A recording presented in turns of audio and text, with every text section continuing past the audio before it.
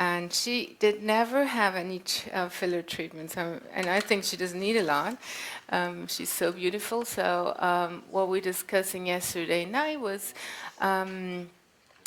that I think she would profit on a bit of an accentuation in her cheeks. So what I do once I assess the patient in a one-to-one setting, it's certainly different than what we're doing here now, but I look at them straight up front and look for asymmetries. She is a bit more prominent on her right side, I guess. And what I can see here, she has lines. In her peroral area, she has the lines, but not a prominent volume loss in her nasolabial fold. And she's pretty, once you look from the side view, and I always take the pictures 90 degrees and 45, she's a bit flat in her cheek. So what I do is to make patient understand, well, I can do for her, I lift up her malar fat pad and the mid-cheek fat pads, and I show this to the patient in the mirror. And once she thinks that's nice, I go for this technique. So in her, we decided to do the cheek, and for Caucasians, I basically always do, look left please, the lateral approach, and do my fans coming from the zygomatic arch entry point, and continuing with the apex point of the cheek, and doing some fans direction to the piriform aperture. What we then discuss is the perioral area is a bit wrinkled and a bit sunken in here, the prejowl sulcus. So we discussed to just do the line, the red white border of the lip, just to unfold a bit this sun damaged area of there, and do that with the cannula from the angle of the mouth, direction medial. Anyhow, for the corner of the mouth, I'm always using a needle. I use a needle for the philtrum, for the cubicle, thank you. But for the long run, again, it's the cannula. Yes, I think so too. I didn't show you the injection points exactly. So the first one is located in the middle between the upper and lower margin of the zygomatic arch. I do a little black just to be nice here. It's a little out for the local anesthesia. And then I need these magic cannulas. And I have the entry hole maker, which is a 25 here. I'm using a 25 now. 25 means it's not a big injury. The whole entry hole is going to, ouch, but I don't think you feel the ouch. The entry hole is going to fade quickly after some hours. So my little trick here is I tunnel my way, go in like half the needle length, and position the needle the way I will inject the filler later, because this is tunneling and initiating the entry, the entry gate somehow. Okay, now I'm using the 27 1.5 inch flexible TSK cannula, and I prime my cannula, don't inject air, so the filler comes out here. I don't know whether you can really focus and show that it's right at the tip. Is that visible here?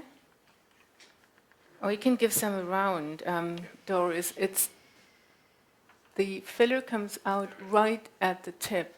And then I position myself looking down immediately in,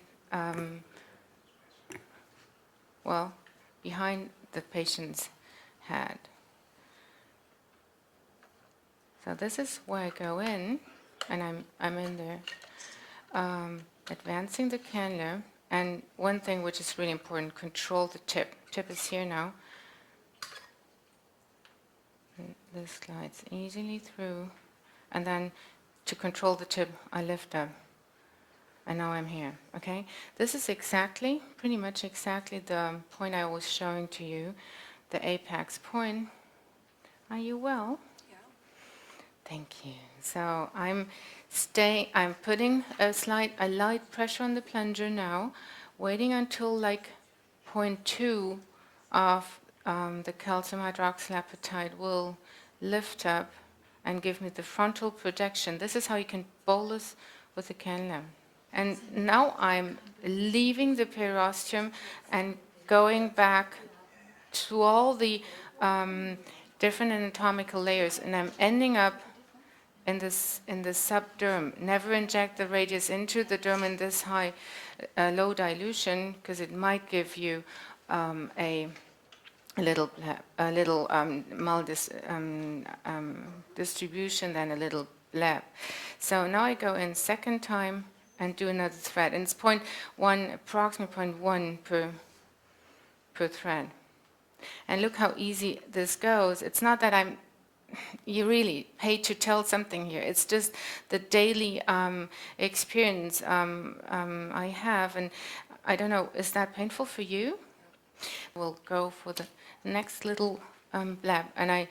So the first fans went down here. The second, I have to fill up the medial part of the cheek. Ouch. This is the little blab for the insertion. And I plan my little entry points with taking into account the length of the cannula. So I can reach from this entry point the whole area I will fill up now. Might be a little other ouch. You're doing a great job, thank you.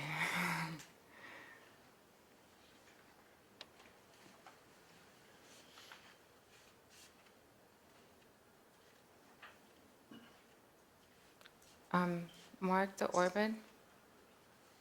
This is one of those septae, and SMAS possibly. Now I'm controlling my tip, it's here, and staying a bit until it lifts up.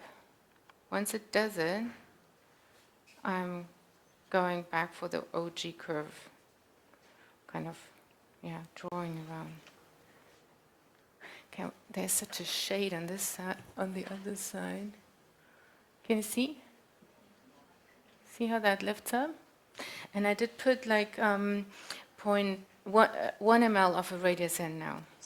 In order to make quick now and show the lips, I'm going to do the half side later. Please lay back. The entry point is, for me in this case, just in the middle of the angle given by the red and white parts of the lip, corner of the mouth. I'm pinching her, and I'm inserting the cannula very slow.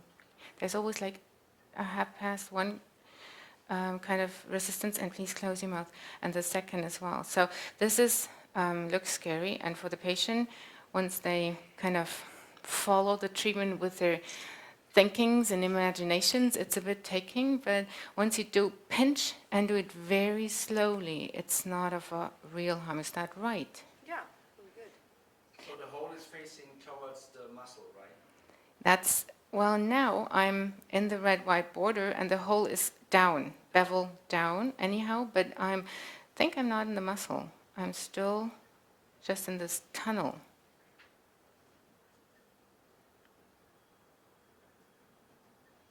And it elevates the contour immediately. It's a 0.1 up to now.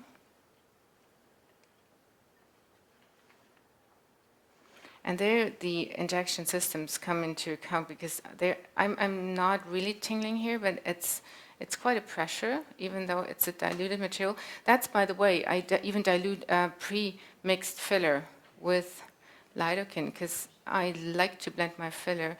I like to make it smoother. Once back to the cheek, I don't think we should overfill the cheeks and plump them up. I'm very conservative here, and I might do a touch-up, but I don't think on her, even though on the camera it was not that well visible on the projection here. I think I forgot to do the volume on the upper lip, and close your lip, please.